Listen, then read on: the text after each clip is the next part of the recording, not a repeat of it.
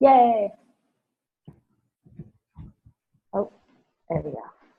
Thanks so much for coming earlier, you guys. I know it was weird with the time change, but we have an opportunity to be on a call with Carl Deichler after this. So if anyone's available to hop onto that call, I'll post the link underneath this one in the team page.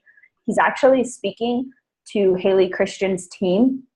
And I forgot to tell you guys earlier because I'm a jerk, but it's going to be him, like for real. And he's the CEO of the company. So he's going to talk about Sean Week, and he's going to talk about, I don't know what else we have coming up, but it's super cool and a really awesome opportunity because he reached out to her and asked her to speak on her call.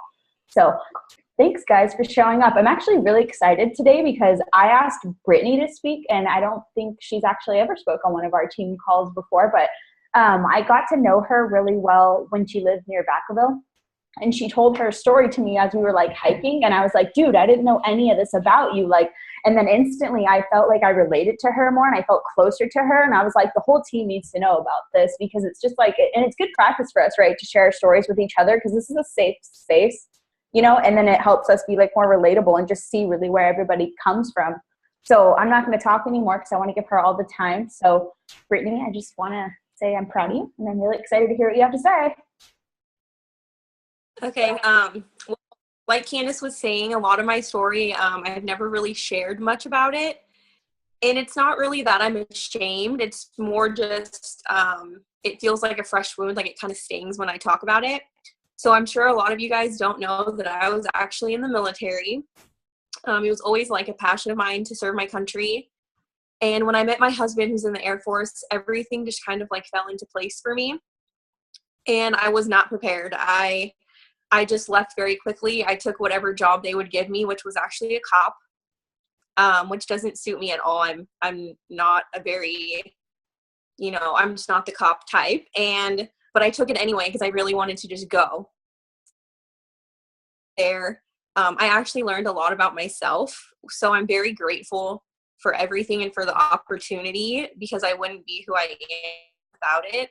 But I learned some good and some bad things. I learned that I love to motivate others. I was always the person that would run extra laps on the track to help push the girls and to cheer for them and help them. But I also learned that I'm a really, really negative person. I always think of everything in the bad way. And that's just how I've always been. I complain a lot. I'm really negative. That's just how I was. And I didn't really realize it until I was there. And when you're living with 50 girls, it really helps you realize who you are. And I love all of those girls immensely, but they really did show me that I'm a really negative person. And it's not something that I ever really thought about before I was in the military. And I'm gonna get emotional. I actually got kicked out of the military for failing my PT test 14 times.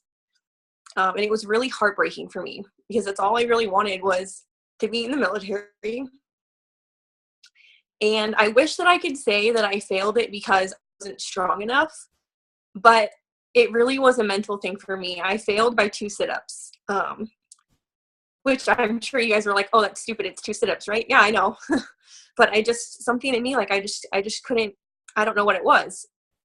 And when I got out of the military, I'd lost about 10 pounds, which sounds great. But for 4 months, I did work out every day. Sometimes they'd have us work out 2-3 times a day. And I ate extremely healthy. The food that they feed you is, low sugar, low carb, low fat, low everything. It's like hospital food. There's no salt. It's very plain.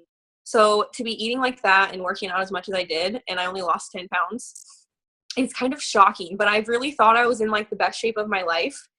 And when I got out, because it wasn't something that I implemented for me, it was something that was forced on me, I gained it all back. I was at my heaviest weight, 160 pounds, when I met Candace. And I actually met Candace through a garage site on Facebook. She was posting stuff for sale, and I clicked on her profile picture, and I was like, oh my gosh, this girl is a badass. The first thing you see when you look at her page is all of her results. And I remember telling my husband, I was like, oh my God, I want to be her. And I reached out to Candace for help. And I pretty much told her, I got kicked out of the military. My life sucks. I need help. I don't know what to do. And I actually talked to her for months, and my husband kept telling me, no, that's stupid. You're not doing that. That doesn't work. And I still remember it was like I was talking to Candace, and I just did it and told my husband about it. And I finally told him. He was pretty pissed off, but he decided to be supportive. And since then, you know, he's really come around and he's awesome about it. But I think the biggest part of my transformation isn't even the physical part. It's really the mental part. Because when I met Candace, not only was I like a really negative person, I was like a total bitch. Sorry if I'm cussing, but I hated everybody. I was just a really down person. I was really negative.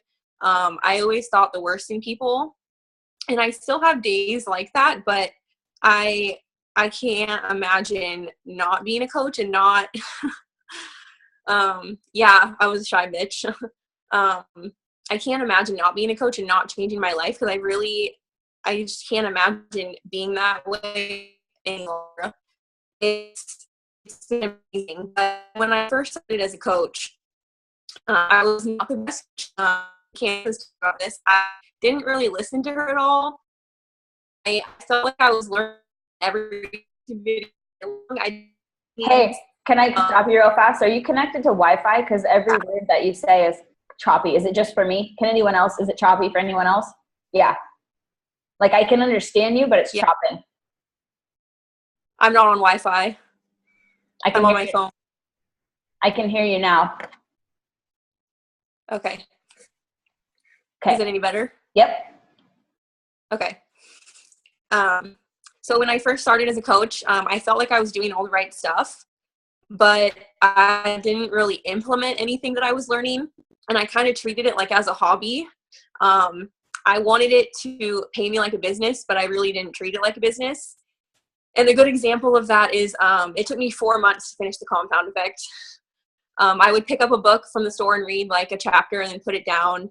I was really not consistent in anything that I did. I would start, 21 Day Fix, and I would do a week and then I would fall off, and then I would start another program and do a week and then fall off. And I didn't understand why nothing was working for me, even though I felt like I knew everything, but I just wasn't doing anything.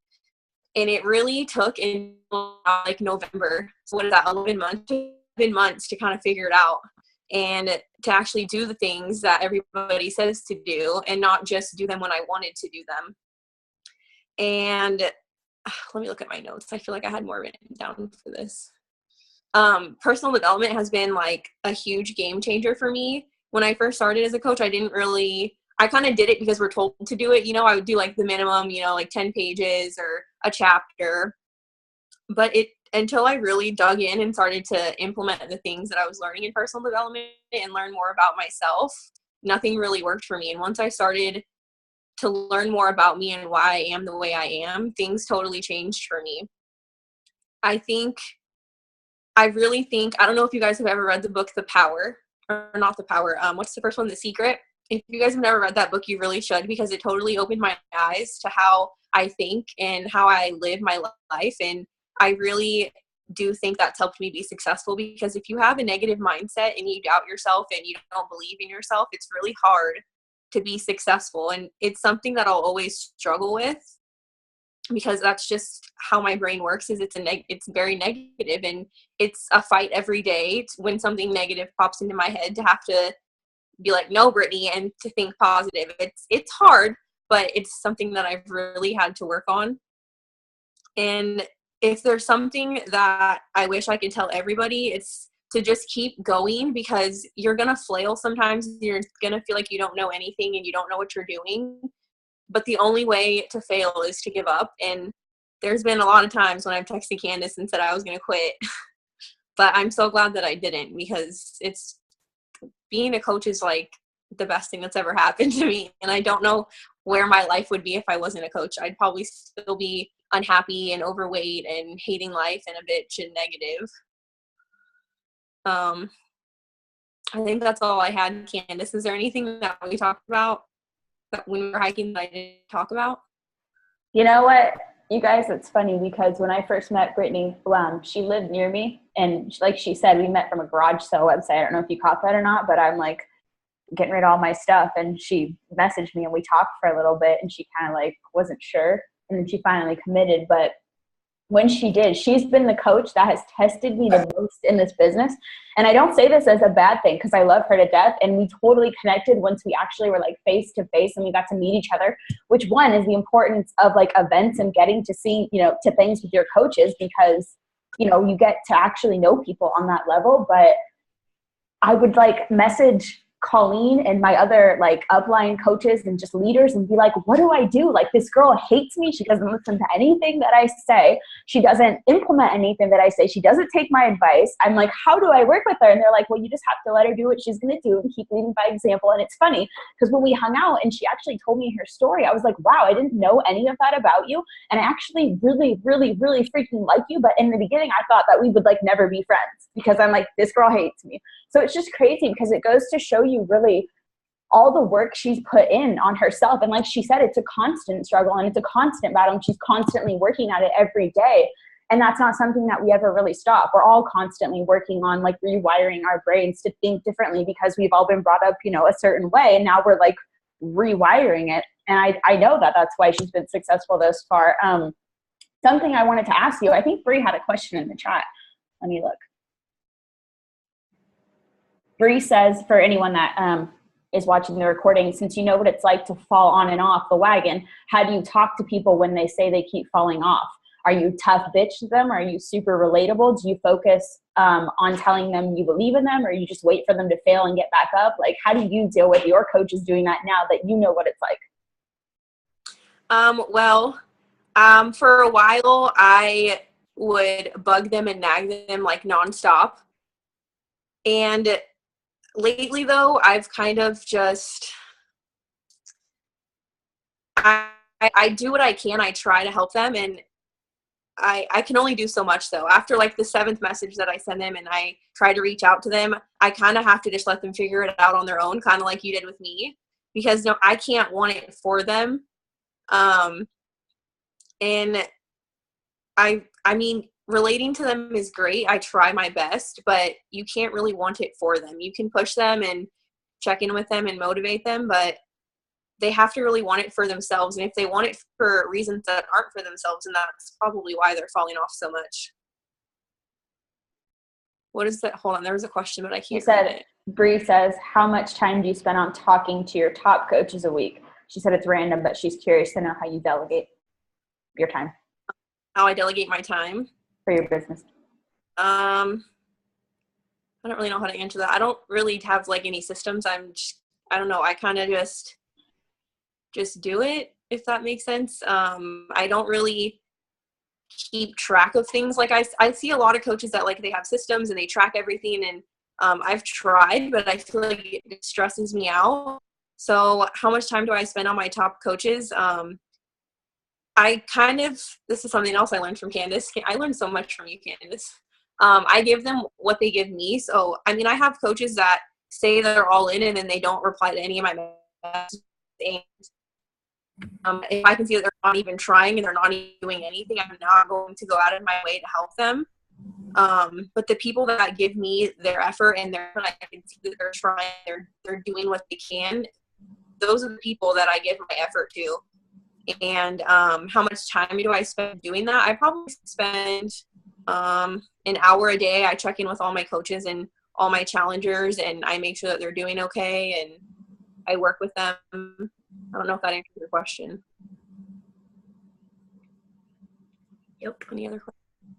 Bree, unmuted. Are you going to say something to us? No. I was going to, but then I just feel ridiculous with this purple thing on my face. Yeah, that's fun. That's okay. You can still say it. We love you. I honestly forget what I was gonna say. I'll think of it. Yeah, it's funny because Brittany says that she learned the give what you get, and that was a hard lesson that I had to learn. Kind of in the first year of my business and working with Brittany. And it's funny because we can be honest about everything now. Like, I didn't think that she was going to be in this business because, like she said, she would text me all the time and be like, I don't think I can do this. And I'd be like, all right, do it or don't. Right. Like she said, like, we can't force the people to be here that don't want to be here. And it's only up to them. Like, you know, and I would always go out of, you know, I'd remind her, like, why are you here? What do you want? Like, what do you want out of this? Because if you don't want anything out of this and you don't want more for you, like, you can't be here because this business will never work. Right.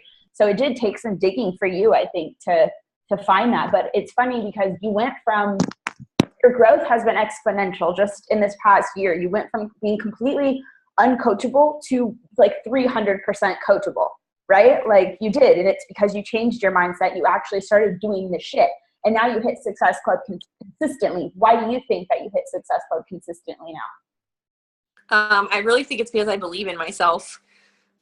Because for 11 months, I didn't even hit Success Club anything. And I really think it's because I didn't think I could do it. I just really didn't believe in myself, and I doubted everything that I did. And I think that really came off in how I talked to people, and I didn't have any confidence, and I felt like I didn't know what I was doing. And once I started to believe in myself and know that I could do this and to stop doubting everything, the confidence really comes across in my posts and how I talk to people, and just like my whole personality is so much different. And your transformation, I feel like you hold yourself completely different now. Your transformation, like, is amazing. How much have you lost weight-wise? At the lowest, I was 45 pounds down, but now I've been trying to gain muscle. So it's now 40-ish pounds. I don't know. I don't weigh myself very consistently. I try not to. Yeah. Well, you can tell in your photos. It's just like, holy crap. Like, who is that girl? Like, and I didn't even think you really had like that much to lose, but like, you're like seriously blowing me away now. But does anyone have any questions or anything to add? Because I'm totally brain farting out. Time is it even? I don't even know how much time we have. It's 4:53. I don't know. I mean, Sarah, go ahead. I want to give a shout out to Sarah. She posted her coming out as a coach post. It's funny, we were talking about it this weekend. We were walking around the mall trying to find a place, and we were talking, and she was like, I'm writing my coming out post while people were walking by and like looking at us. Coming out as a coach post. She shared it today with her transformation. With her transformation photo, but she did like a Transformation Tuesday backwards. So she showed like when she was most confident and when she loved herself most and what she looks like now, and talked about how she has the tools now to get back to where she was and be confident again. So she did a really good job. She sent it to me to edit last night, her actual post, and I was like, you're better at writing posts than I am. Like, I still send my posts to Candace because I can't do that. So I'm really proud of her. Yay. That's awesome. I'll have to go read that because I know that you guys were telling me you weren't sure when you were going to like announce the whole thing. So yep, she did it. Freaking awesome. You know what's funny? Something that reminded me of what Brittany said about how she doesn't pester her coaches, like nag them a lot about working the business. And it's the same with like coaches and challengers. I used to think that that's how this business worked. You nag people like, hey, did you do your stuff? Hey, did you do your stuff? And it's funny because Jen Douglas on this call right now, she was one of my first people like I really ever worked with as a challenger. And she's one of my friends from high school, but like I did that with her. Like as a challenger, I like would try to be like, hey, did you work out? Hey, did you work out? Hey, did you work out? And it like never worked, right? Because like people don't need us to nag them. They have to want to do stuff for themselves. And I just thought that was so funny because now like a year later, look at her. She's here. She's coaching. She hits Success Club every month, right? Like people have to want it. And it just goes to show you like we can't ever force anyone to be here. But I love that you shared your story with us. I told you when we were hiking, like there's so much that you have to give and share that only your tribe will relate to. And I think every time you tell your story and every time you post, you share more and more, even though they're, you know, they still feel like fresh wounds. I'm still really proud of you for, you know, being vulnerable like that and letting us in. Because I feel like there's a lot of times where you've been guarded, but you're letting your walls down more and more. and you're letting us connect to you. And we just love you more and more every time that you do it, you know, and it feels good because like you don't have to carry those burdens alone. That's what the team's all about, you know, is not being an island, just sharing your shit with other people and letting us just love you through it, right? Like while you figure it out. We don't care. You don't have to be perfect. But yeah, I love all of you. And I really appreciate everybody being here. I don't know if anyone has anything else they want to say before we go. I think we have like 5 minutes or something like that, or 10. Ta-da. Okay, so there's a call with Carl Deichler after this, Haley Christian's team call. I'm going to post the link to it. He's actually going to be on her team call, so that'll be pretty awesome. And it's cool that we have the opportunity to be on that. Like my mind is blown that like he reached out to her to speak on that. So that's a big deal. But thank you so much, Brittany, for sharing and letting us into your heart and being real with us and sharing your tips. And thank you to everyone who showed up today. I know it was early, but I really appreciate you. And I love all of you. And I hope you have a wonderful Tuesday. Bye. Bye. Bye.